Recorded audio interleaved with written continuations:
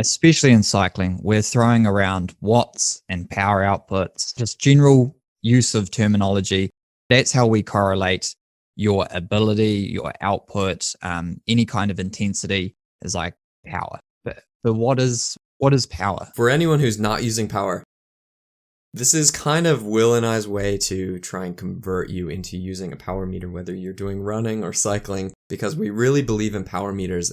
Because what they're doing is they're showing exactly the rate of work that we're doing as an athlete at any given time. So as coaches or as athletes, it's a really good way to monitor what's going on because we're looking at what the actual output is of the body. In simple terms, power is kind of a physics term, so don't let that word physics scare you. It's actually quite simple because we know what power feels like when we're out there exercising, because what we're doing is producing power to move forward.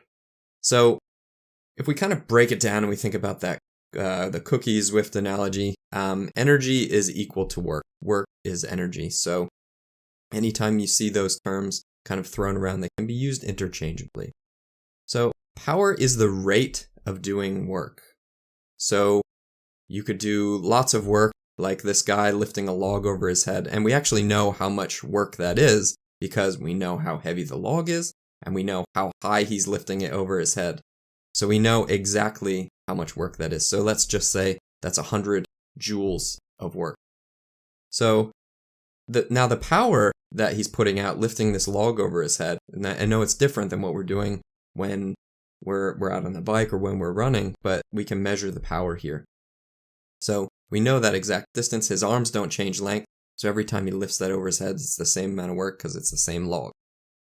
But what we can do is we can change the power. So power is work divided by time. So that means if he does this more quickly, he's doing the same work in less time. Yeah. Which means the power is going to be higher. And so that's like putting out even like a greater amount of force, but faster equals a greater power output. Yeah, so force is always going to be the same, right? Because we know how much that log weighs.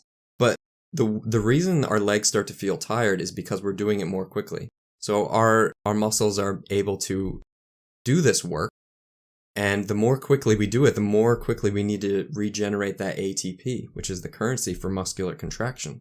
So if we do contraction at a high force and do it very, very quickly, we're going to need a lot more ATP. Right, I see.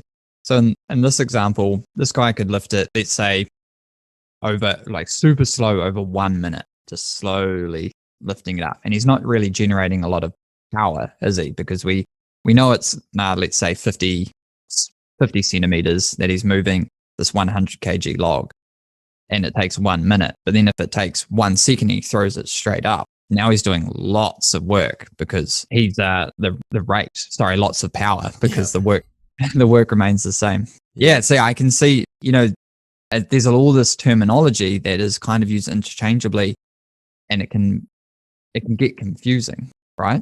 Yeah, it sure can. I think the important thing for us to know is that the number that we want is power. And the reason we wanted to introduce this is because it's really important to know kind of where power, the concept of power and the equation of power comes from. So really, fundamentally, it's the rate of doing work. The faster we exert energy, the greater rate at which we're exerting our energy, the greater power we have.